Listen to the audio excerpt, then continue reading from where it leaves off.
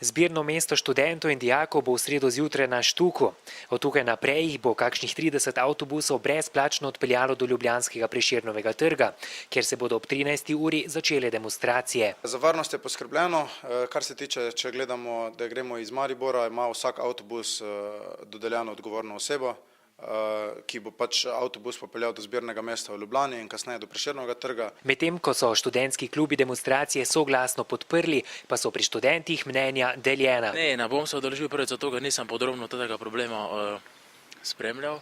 Drugič pa zato, ker nimam časa, ker imam za faks polno še. Jaz sem vsekakor udeležil, pač ne strinjam se, da zdaj v ta zakon mečejo brezposelne, upokojence in študente, ne se problematika pač na nek drug sistem uredi. Pa se ti zdi, da boste študenti z demonstracijami kaj dosegli?